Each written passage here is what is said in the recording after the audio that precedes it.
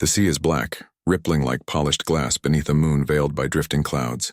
A Japanese destroyer cuts through the waves in near silence, its crew tense, its engines humming like a heartbeat beneath steel decks. Salt spray mixes with diesel fumes. In the dim bridge light, Captain Haruo Tanaka stands alone, binoculars pressed to his eyes, searching the dark horizon for signs of the enemy. Far beyond the reach of spotlights, faint voices rise from the water, American voices, soft, low, singing. At first it's just a murmur, carried by wind and tide. Then the melody forms clear and familiar, a song his mother once sang while hanging laundry in their garden outside Hiroshima. Home, sweet home, Tanaka freezes. The officers around him wait for orders, none come. His gloved hands tremble slightly as he lowers the binoculars. For a moment, the Pacific, vast, merciless, endless wave feels impossibly small.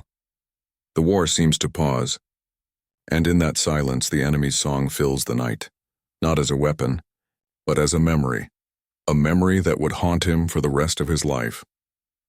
The Pacific at war by 1943. The Pacific Ocean had become the largest battlefield in human history. Across thousands of miles of open water, fleets clashed and vanished into smoke, while islands turned into fortresses and graveyards. From the Hawaiian Islands to the shores of New Guinea, the struggle between Imperial Japan and the Allied powers had entered its most brutal phase. 18 months earlier, Japan had stunned the world. On December 7, 1941, 6 Japanese aircraft carriers launched a surprise strike on Pearl Harbor, crippling America's Pacific Fleet. The attack was precise, devastating, and executed with near-perfect coordination, the embodiment of Japan's belief in discipline and divine purpose. The nation's war planners called it a righteous preemptive strike, born of necessity and faith in the emperor. In the months that followed, Japan's empire expanded with breathtaking speed. Hong Kong, Singapore, the Philippines, and vast stretches of the Pacific fell under its red rising sun. But every mile of conquest also stretched its resources thinner, every victory drawing it deeper into the ocean's heart, where the United States waited, recovering, rebuilding, and learning. By mid-1942, the tide began to shift. The Battle of Midway shattered Japan's carrier strength. 4 of its elite fleet carriers, Akagi, Kaga, Soryu, and Hiryu, were lost in a single day. Hundreds of irreplaceable pilots vanished beneath burning seas. Japan's illusion of invincibility cracked. Yet the Japanese military still believed in its spirit, the ancient Bushido code that worshipped honor above survival. To die for the emperor was the highest form of existence. For many naval officers, including men like Captain Tanaka, it was not simply a commandment but a sacred truth. Their war was not for politics or profit, but for purity, the endurance of a people bound by centuries of tradition. Meanwhile, the Americans fought differently. Their navy, though bruised, grew with industrial fury. New Essex-class carriers rolled off assembly lines faster than Japan could build destroyers. Factories in Detroit and California turned steel and oil into machines of war. The U.S. military learned quickly, adapting tactics, integrating radar and code-breaking intelligence, and coordinating vast task forces over the endless blue. But beneath the strategies and statistics, the war in the Pacific was profoundly human. Men lived for months aboard ships that never saw land, surrounded by noise, heat, and fear. The ocean became their world, indifferent, infinite, and merciless. For the Japanese, it was a place of both duty and destiny. Each ship was a floating shrine to sacrifice, each commander a priest of destruction and obedience. To hesitate was dishonor. To fail was death. Yet even among such rigid loyalty, humanity sometimes whispered through, in fleeting moments of memory, nostalgia, or mercy. Captain Haruo Tanaka was a product of that system. Born in Hiroshima in 1904, he had joined the Imperial Japanese Navy as a teenager. Educated in the strict naval academies of Itajima, he was molded into an officer who valued precision and silence. He learned English, studied Western strategy, and carried the deep politeness of pre-war Japan. Like many of his generation, he believed that war was not chaos, but ceremony and an expression of order through conflict. By 1943, Tanaka commanded a destroyer escorting supply convoys through the Solomon Islands. His crew respected him for his calmness, his quiet authority. To them, he was the embodiment of naval virtue, a man unshaken by fear, unwavering in command. But war was changing faster than any man could control. New American technologies, long-range aircraft, radar-guided gunnery, improved sonar, made the night a hunting ground. Every ship that slipped through the darkness knew it might never see dawn. The Pacific was no longer a stage for glory. It was a test of endurance, of who could remain human while surrounded by inhumanity. And then, one night, in the middle of that oceanic battlefield, Tanaka would encounter something he did not expect. Not a torpedo, not gunfire, but a sound, a song carried on the wind from enemy ships somewhere beyond sight, a song that would remind him of home and of a world untouched by war. The human side of war life at sea during the Pacific War was not measured in days but in sounds, the endless thrum of engines, the hiss of steam pipes, the bark of orders, and sometimes the eerie silence that followed a torpedo's echo. For both the Japanese and the Americans, war was a floating world of routines, fear, and faith. Aboard Japanese ships, discipline ruled every breath. The Imperial Navy prided itself on precision. Crewmen rose before dawn, saluted the rising sun, and bowed to portraits of the Emperor. Every movement had meaning, from how they folded their hammocks to how they addressed their officers. Meals were short, often cold. Water was rationed. Letters from home came rarely, and when they did, men read them in secret, away from the watchful eyes of superiors who believed emotion was weakness. Yet, beneath the uniform and ritual, every sailor carried ghosts of ordinary lives, a mother's lullaby, the laughter of siblings, the smell of rain in Japanese gardens. They fought not only for an empire but for the memories they hoped still waited for them, untouched by fire. On the other side of the ocean, the Americans fought differently. Their ships were noisy with conversation and laughter when not under attack. Radios blared swing tunes from home, Benny Goodman, Glenn Miller, the Andrews Sisters. Chaplains organized Sunday prayers on deck, and on quiet nights men sang. The songs were a lifeline, a reminder of what made the war worth surviving. Home, Sweet Home was one of those songs, a 19th century melody about longing and belonging, often sung by American troops far from home. Its lyrics, simple and universal, spoke to every soldier who missed his family. What no one aboard those ships could have imagined was that the same tune had crossed the Pacific decades earlier. American missionaries, educators, and travelers had brought it to Japan in the late 1800s. It became known in Japanese as Hanyu no Furusato, a distant home. Mothers sang it to their children as a gentle lullaby. Among them was a woman in Hiroshima, Captain Tanaka's mother. Music in war defied borders. It echoed in every mess hall, on every deck, in every soldier's heart. Even when propaganda painted the enemy as faceless, sound reminded them otherwise. A familiar melody could pierce through the walls of hate more effectively than any weapon. For Tanaka's men, such sentiment had no place in service. They believed in endurance, not emotion. They wrote their wills before departure, ready to die with honor rather than return in shame. The naval code demanded silence, not song. And yet among the younger crew, whispers of Western tunes sometimes survived. Fragments of melodies heard in Japanese ports before the war, faint traces of a world that once traded art instead of bullets. By 1943, that world felt distant beyond recovery. The Imperial Japanese Navy was fighting a losing war against time and resources. The Americans had seized Guadalcanal and were pushing north through the Solomon Islands, cutting off Japan's lifelines. Convoys became targets. Every journey risked annihilation from submarines and bombers. Each night at sea felt longer than the last, each morning less certain than before. Still, the Japanese command told its men that faith would triumph over machines. They spoke of the spirit of Yamato, the indomitable soul of Japan, as if it could shield them from radar-guided shells. To many officers, including Tanaka, this faith was sincere. It gave structure to chaos. But even the strongest faith can tremble when faced with memory. On that night, the night that would define him, Tanaka's ship was escorting a small convoy through black Pacific waters. No moonlight, no radio chatter, only the sound of waves and distant engines. Then came the voices, faint, melodic, distinctly foreign. The Americans were singing. The sound drifted across the water like mist, fragile but undeniable. At first, Tanaka thought it was imagination, a trick of fatigue perhaps, but then he recognized it. Every note, Every word, the lullaby from his childhood, sung in another language by men he was sworn to destroy. In that moment, the boundaries between soldier and son blurred.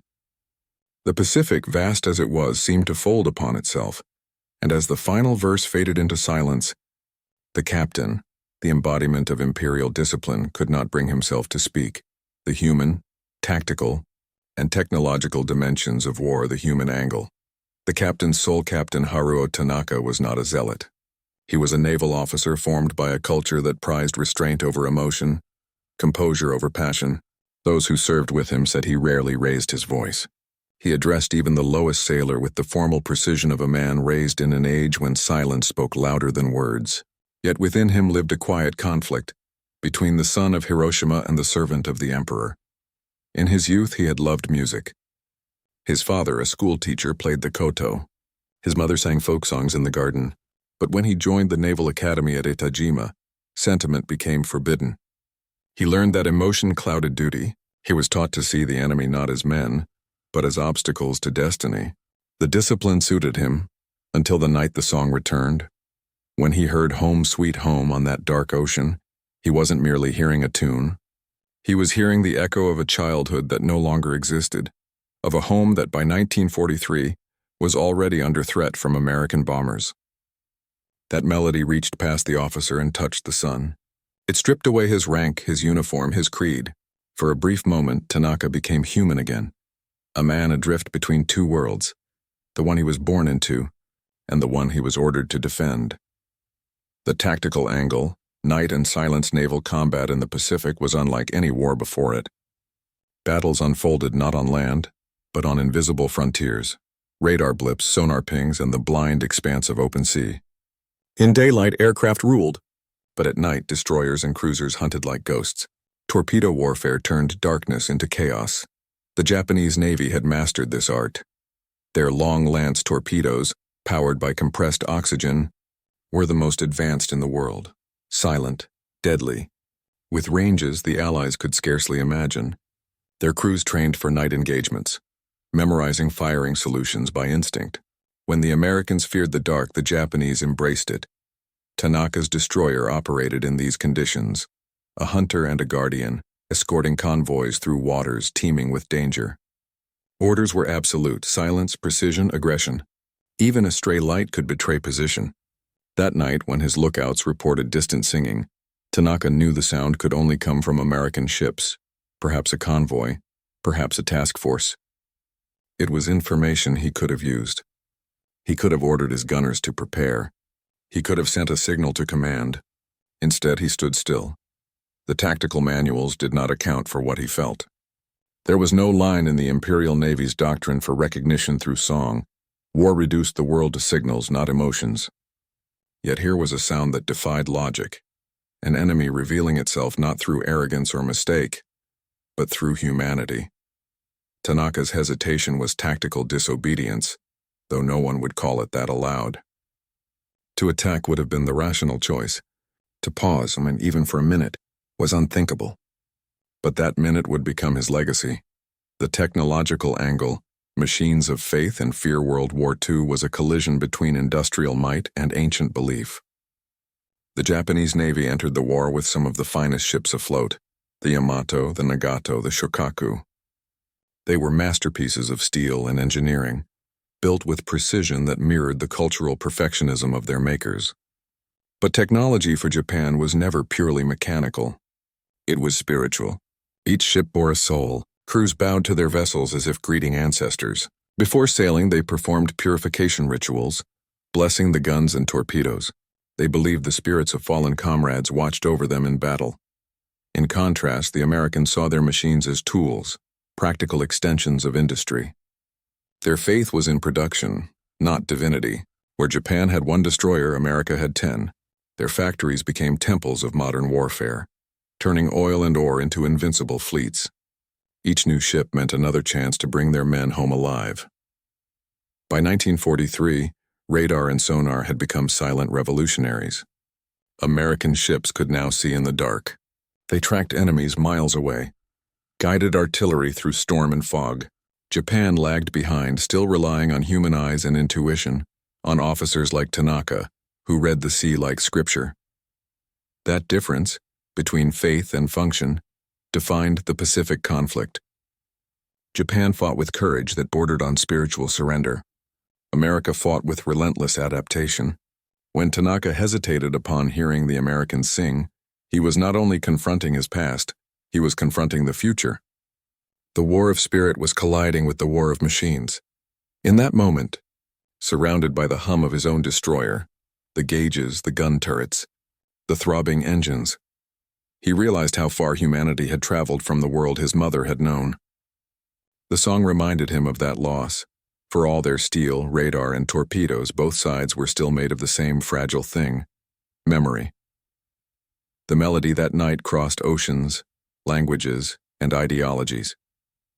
It slipped between the teeth of war's machinery, reminding those who heard it that even enemies shared the same ache for home, and that realization, born from a few faint notes in the dark, would begin to unravel the certainty that duty alone could justify destruction. The moral angle, honor and humanity. The Imperial Japanese Navy preached purity of purpose. Its officers were taught that hesitation was weakness and compassion was betrayal. To die was noble. To question was disgrace. Every man aboard a Japanese vessel understood this creed. It was burned into their bones from their earliest training. But morality in war is a shifting horizon. Even the most disciplined soldier cannot silence his conscience forever. When Captain Tanaka heard the Americans singing, something within him began to fracture. Quietly, invisibly. He had spent years believing that the enemy was a faceless invader, a threat to his homeland and the emperor. Yet in those voices he heard men, not monsters. He could not know their names, ranks, or intentions. But the melody carried something unmistakable: longing. The same longing that haunted every sailor who stared too long at the stars and thought of home. That night forced Tanaka to confront an unspoken truth. War demands obedience, but the heart does not always comply. He could have ordered an attack. He could have silenced the song with gunfire. But to destroy what reminded him of his mother, of his homeland before the war, would have been to destroy himself. For the first time, the concept of honor felt hollow. The Bushido Code had taught him that a warrior's worth was measured in sacrifice. Yet in that stillness he realized that to preserve one's humanity might require more courage than to die for glory. That moment of mercy, though never recorded in any official logbook, became his quiet rebellion. Not against Japan, but against what war had turned men into. The psychological angle, recognition in the enemy war, rewires the human mind. It teaches soldiers to see shapes instead of faces, targets instead of people, distance, physical and emotional, and becomes a defense mechanism. On land, it's uniforms. At sea, it's miles of black water. But when sound travels across that distance, when voices break through, the illusion collapses. For Tanaka, the song was a psychological breach. It struck a chord buried beneath layers of conditioning and fear. That sound, simple, familiar, unthreatening, cut through years of training in a single moment. The enemy no longer existed as propaganda described them. They were sons, brothers, voices carried by the same wind. Psychologists who studied post-war testimonies would later describe similar experiences. The sudden recognition of the enemy's humanity as one of the most disorienting moments a soldier could endure. It shattered certainty. It replaced hatred with confusion, and confusion in war could be fatal. Yet, for Tanaka, it was not confusion. It was clarity. The kind that comes only when all noise ceases, when all certainty fades, and something deeper surfaces: empathy. He understood then what few dared to admit: that every man on the ocean that night was trapped in the same paradox. They were all trying to survive a war that none of them had started. When the singing ended, the silence that followed was heavier than any explosion. The crew waited for orders that did not come. In that pause, Tanaka wrestled not with tactics but with truth, that no victory, no doctrine, could erase the shared humanity that echoed between those ships. The enemy angle. The other side. Of the song on the American ship, perhaps a destroyer or troop transport, The singing had begun casually. A few men gathered near the deck, harmonica in hand, humming to pass the long hours of night watch. They sang songs from home. Don't Sit Under the Apple Tree, White Cliffs of Dover, and finally, Home, Sweet Home. They had no idea who was listening. No idea that a Japanese captain, a man trained to kill them, stood in the dark, paralyzed by their music. The Americans sang because it reminded them they were still human. For them, music was medicine. It filled the void between battles, between loss and laughter.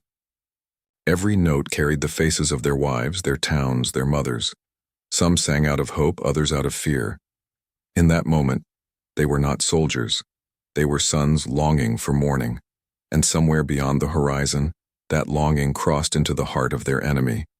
This is the irony of war, that even as men fight to destroy one another, they are bound by the same dreams. The ocean that divided them also carried their voices, carrying fragments of the same civilization, the same pain, the same yearning for home.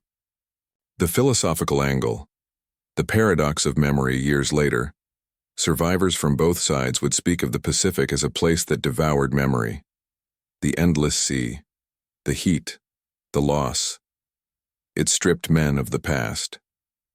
But for Captain Tanaka, that one song became an anchor. After Japan's surrender, when the empire fell and Hiroshima was turned to ash, he would remember that night not as a failure of duty, but as a moment of grace. The war had taken everything: his comrades, his command, his country's illusion of invincibility. Yet what remained was the faint echo of that melody, proof that even in humanity's darkest chapter, something unbreakable endured. For him, the song was not just nostalgia. It was revelation. It showed that home is not a place or a flag. It is the memory of peace, the one thing war can never truly erase. And so, the man who had been taught to serve without feeling discovered, in the voice of his enemy, the very thing worth feeling for. The night's calm ended soon after, but for Tanaka, time itself seemed to stop there, between duty and mercy, between war and remembrance. That stillness would lead directly into the next moment and the turning point, when silence became his choice, and choice became his defiance. The Pacific was vast that night, black, soundless, eternal. No moon, no stars, only the whisper of waves brushing against steel hulls and the faint hum of engines laboring through darkness. Captain Haro Tanaka stood on the bridge of his destroyer, binoculars resting on the console before him. The air was thick with tension, the kind that only existed between two fleets moving through the same waters, unseen yet aware of each other's presence. Every man aboard knew that a single mistake could mean death. Radar had not yet reached every Japanese vessel. The night was their radar.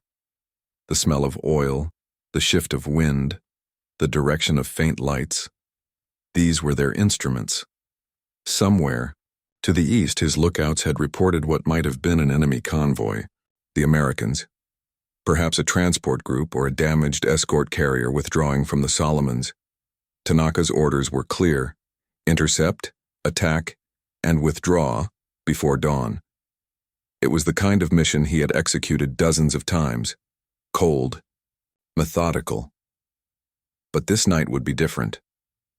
Shortly after 2300 hours, the first sound reached them. Not engines, not sonar, not gunfire.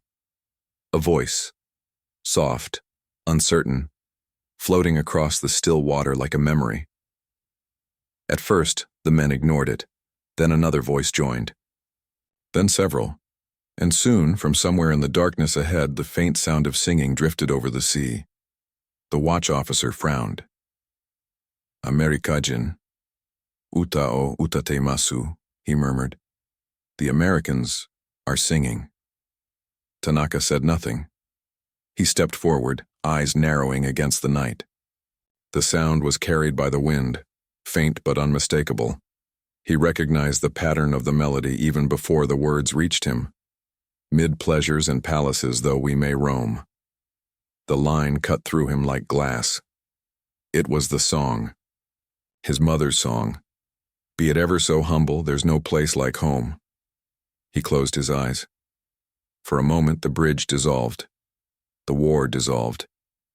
He was 10 years old again, sitting in a small wooden house in Hiroshima, listening to his mother hum while the rain tapped softly against the paper walls. The scent of tea, the warmth of lamplight, the sound of peace.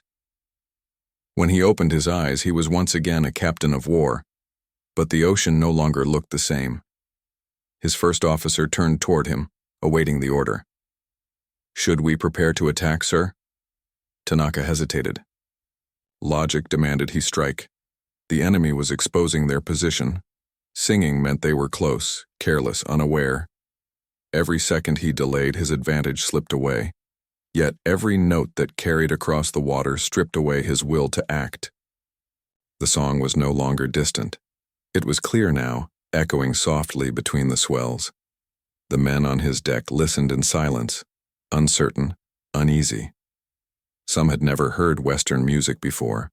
Others, younger sailors, recognized the tune faintly, recalling school days when Western hymns were still taught before the war. The helmsman whispered, "It's beautiful." The officer beside him glared but said nothing. Tanaka's hands tightened behind his back. His breath came slow, deliberate. He could end it now, fire the torpedoes, silence the voices. But he knew, deep down, that what he was hearing was not defiance. It was longing. The Americans were not celebrating victory. They were surviving the night, the same way his men were. And then, suddenly, a memory. His mother telling him, years ago, "Haruo, music is not foreign. It belongs to the heart, not the flag." The words struck harder than any order could. Minutes passed.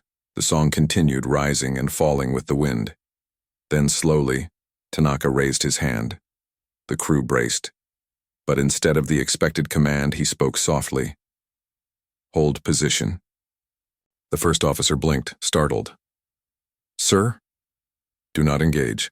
Maintain silence." No one moved. No one questioned him. The order hung in the air, heavy and strange. To some, it felt like mercy. To others, hesitation. But to Tanaka, it was neither. It was truth, a brief refusal to let the war consume what little humanity remained in them. Outside, the American voices sang the final verse. "An exile from home, splendor dazzles in vain." Tanaka stared into the dark, the sound fading until only the ocean remained. He imagined the men who sang, their faces, their families, their fears. He wondered if they would ever know that their song had reached the heart of their enemy, that it had stayed a captain's hand and spared lives that night. He didn't know if his silence would save his own men or doom them. But for once his conscience was louder than his orders. The wind shifted. The song died. The night returned to stillness. On the bridge, no one spoke. In the official war log, nothing would be written about this. The record would show, "Convoy sighted, no engagement." But for Captain Haruo Tanaka, that silence was everything. It was the first act of peace in a world that had forgotten what peace sounded like. The night would not end there. Soon, dawn would rise, and the war would demand answers. From him, from his men, from the very ocean that bore witness to his choice. The song had passed, but its echo lingered, in the hum of engines, in the restless stares of his officers, in the heart of a man who had just disobeyed war itself. The price of silence. The Pacific dawn rose pale and indifferent. Gray light spread slowly over the ocean, revealing a scene that only hours before had been shrouded in shadow.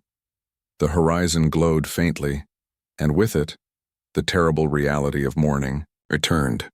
The world of orders, of strategies, of death. Captain Haruo Tanaka stood on the bridge, still and hollow-eyed. The song was gone, but it clung to him like salt on his uniform. The first officer approached quietly, logbook in hand.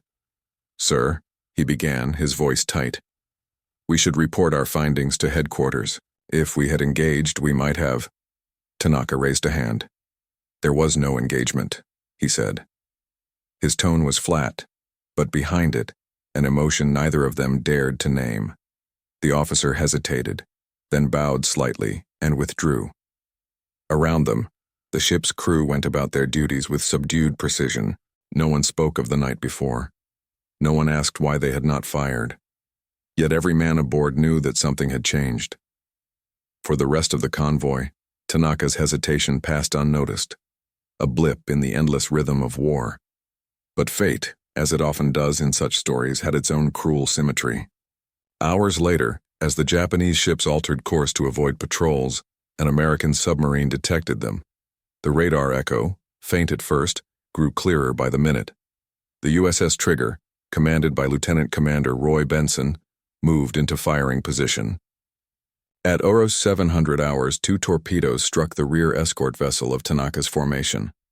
The explosion tore through the sea, shaking Tanaka's destroyer as though the ocean itself had roared in anger. Smoke billowed, alarms screamed. Men ran to stations, shouting commands drowned in chaos. Tanaka rushed to the deck. Flames licked the horizon. One of their own was sinking. He could see figures in the water, Japanese sailors clinging to debris, calling out for help. The irony struck him like a blow. He had spared the Americans. Now his own men were dying. He gave orders quickly: rescue operations, evasive maneuvers, counter-detection. Yet beneath the precision, his mind was elsewhere. Was this divine punishment for disobedience? Or was it proof that mercy was never meant to survive in war? The Trigger slipped away into the deep before retaliation could come. The attack lasted minutes, but the moral aftermath would haunt Tanaka for years. Later, when the survivors were brought aboard, one young sailor, soaked, trembling, barely conscious, looked up at his captain and whispered, "Why didn't they sing for us, sir?" Tanaka said nothing. He placed a hand on the boy's shoulder and turned away. That afternoon, the sky turned heavy with rain. Sheets of water washed the deck, as if the sea itself sought to cleanse what had been done, or what had not been done. Tanaka stood alone beneath the bridge canopy, staring into the gray. The first officer joined him again, hesitating at the edge of formality. "Captain," he said softly, "headquarters will question why we did not engage. What shall I tell them?" Tanaka looked out at the horizon, where warships had once been, where voices had once sung. "Tell them," he said after a long silence, "we heard nothing." It was both a lie and a confession. The officer bowed, understanding more than he could express. That night, Tanaka sat alone in his cabin. The war reports from command lay open. Before him, orders, coordinates, outcomes, the language of machines and death. He read them without seeing the words. Instead, his mind returned to that melody, the one that had crossed oceans, generations, and hatred. "Home, sweet home." He whispered it to himself in Japanese. "Furusato wa itoshi." Beloved home. For the first time in years he wept, quietly, without shame. Outside, thunder rolled across the sea. The destroyer continued its patrol through hostile waters, every man aboard carrying his own private storm. Weeks later, Tanaka would be reassigned. Officially, the reason was operational fatigue. Unofficially, it was doubt. Senior command had noticed his uncharacteristic restraint. Questions were asked, none were answered. In the rigid hierarchy of the Imperial Navy, unexplained mercy was dangerous. By the summer of 1944, Tanaka's ship would be sunk in the Philippine Sea. Survivors would recall his composure until the end, standing on the bridge, refusing to abandon his post as the vessel went under. Whether he thought of that night or of the song, no one could say. But those who knew him remembered his final command: take care of one another. No slogans, no glory, just a human plea, rare, quiet, and utterly sincere. On the American side, the story of the singing sailors never reached official records either. It was one of countless unremarkable nights in the war's vast expanse, a memory swallowed by time. Yet for one man in the dark, it had changed everything. Sometimes the most significant battles are not fought with guns or ships, but within the silence of a single soul. As the Pacific Campaign dragged on, the war's brutality only deepened. Entire fleets vanished beneath the waves. Entire cities turned to ash. But somewhere, amid the deafening machinery of destruction, a song once carried across the water, and a man chose not to kill. That choice did not end the war. It did not alter history's grand course. But it proved in the briefest instant that even in humanity's darkest hour, compassion could still exist, unseen, unrecorded, but real. And as the years would pass, when the guns were gone and the oceans were calm again, those who had survived spoke of strange moments during the war, moments of inexplicable quiet, of mercy from unseen hands. Perhaps one of those moments began with a song, and a captain who could not bring himself to destroy it. The song would fade. The man would be lost. But their silence would echo through history, a reminder that even in war, there are choices that define the soul more than victory ever could. War does not remember mercy. It records only destruction, measured in ships sunk, men lost, and territory gained.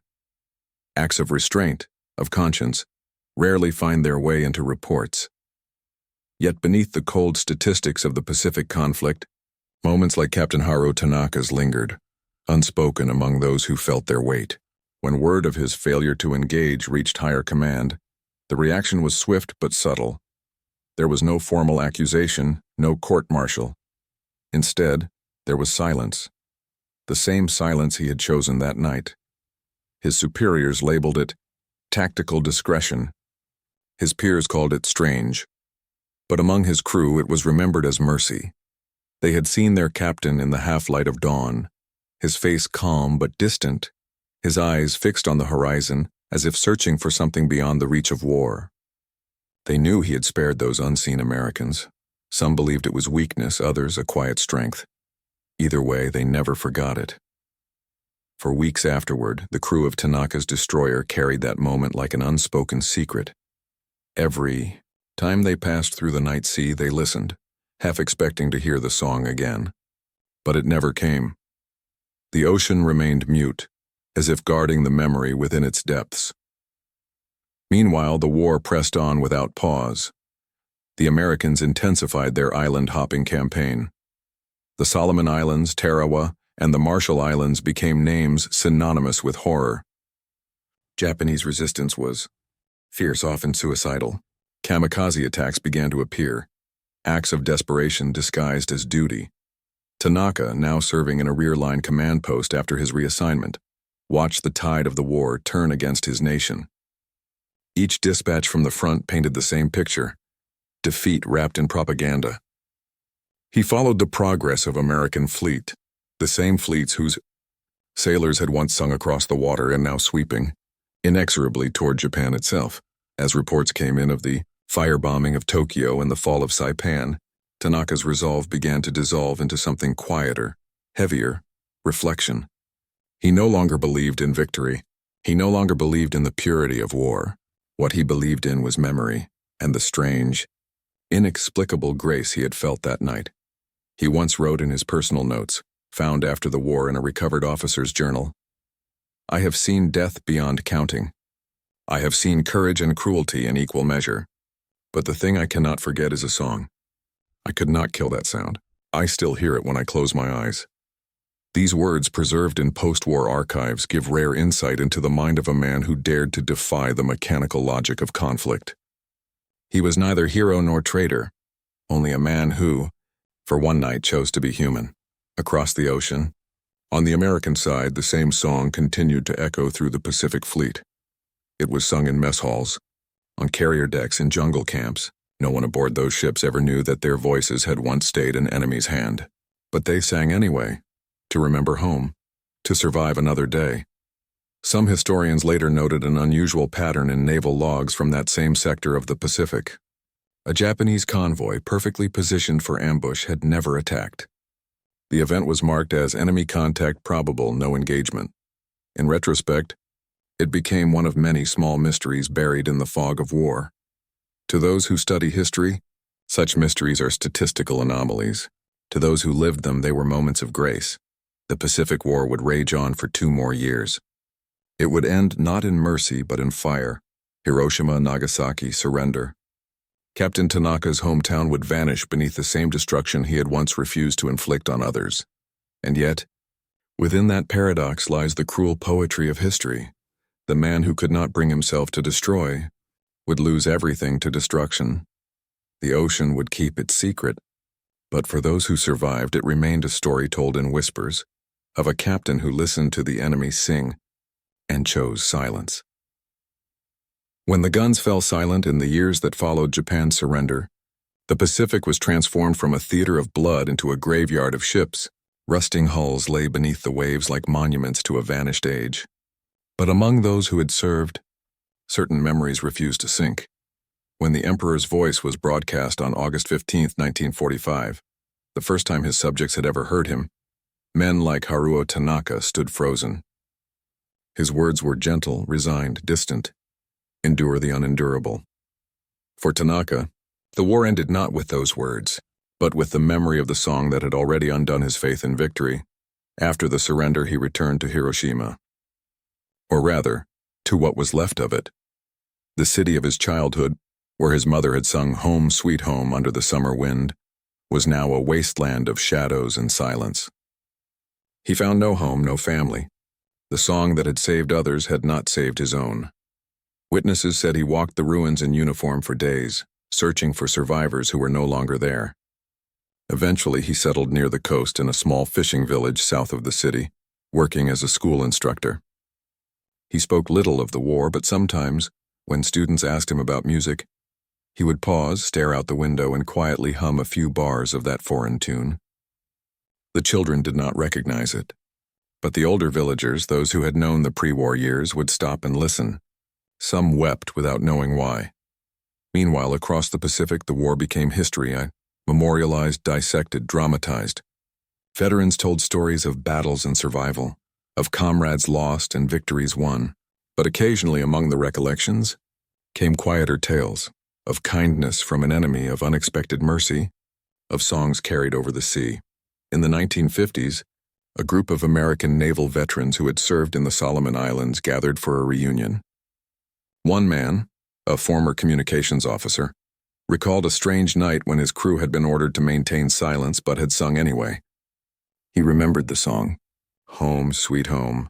He laughed as he told it, calling it stupid and sentimental. But as he spoke, the room grew quiet. None of them had known that in that same stretch of ocean, an enemy destroyer had drifted nearby, listening. Years later, when Japanese archives began opening to Allied researchers, one historian came across Tanaka's journal. The entry about the song caught his attention. He compared ship positions, times, and weather patterns, and found that both events likely occurred within the same 20-mile radius. On the same night, the historian wrote, "Two enemies separated by darkness, connected by music, neither aware that, for a brief moment, they shared peace." In Japan's post-war culture, the theme of rediscovered humanity became central to its artistic rebirth. Films like The Burmese Harp and Grave of the Fireflies carried echoes of Tanaka's story. The notion that even in defeat, compassion could still define a people. For the Japanese Navy veterans who survived, his silence became legend. Not official, never spoken in ceremonies or textbooks, but passed quietly among crews as the night the captain listened. No medals, no records. Only a story. But sometimes stories outlive medals. In 1965, when Tanaka passed away at the age of 61, his funeral was attended by few. A handful of students, a few sailors, a local priest. The sea was calm that morning. During the service, one of his former crewmen placed a small music box beside his photo. When it was opened, it played a faint, tinny version of "Home, Sweet Home." No one spoke. The melody filled the air for a moment, then faded, leaving only the sound of waves. To those who heard it, that moment seemed to close a circle, a final reminder that humanity, once lost, can be found again, even if only for the length of a song. And in the decades since, historians have debated the truth of the event. Was it real? Was it coincidence? Perhaps the records are too incomplete to say. But the story endures because it represents something larger than proof. It reminds us that in the heart of every soldier, even those bound by orders and fear, there remains the memory of home. That memory, like the song itself, survives wars and generations. For as long as men remember home, there will be those who hesitate before destroying it in another. And from that hesitation, that fragile, fleeting silence, humanity is reborn. The silence that endured history remembers battles by their fire. It remembers explosions, invasions, victories, and the flags raised in smoke. But it rarely remembers silence, the small, invisible choices that alter nothing on maps, yet everything within the human soul. Captain Haruo Tanaka's story is one of those silences. No monuments bear his name. No medals were awarded. He did not change the outcome of the war. But for one night in the endless darkness of the Pacific, he changed what war meant, if only for himself. When he heard home, sweet home echoing from the enemy's ship, he was reminded of something no empire, no ideology could erase, that every man, beneath the uniform, carries a memory of peace, that even in war humanity survives, not through victory, but through recognition. The Pacific War devoured millions of lives. It burned cities and drowned fleets. Yet somewhere within that inferno, a single act of restraint became a flicker of light. Brief, unseen but real. That night, when the Japanese captain refused to give the order, two opposing worlds stood still, the empire of the rising sun and the nation of stars and stripes, both momentarily united by a melody that spoke of the same longing, the ache for home. The ocean has long since swallowed the ships. The song has faded into history, but the silence remains, because war, for all its noise, cannot kill what it cannot name: conscience, empathy, love. And in that fragile silence between enemies, humanity endures, not as glory, but as grace. The Japanese captain fell silent when he heard Americans singing his mother's song, and in that silence, for the first time, there was peace.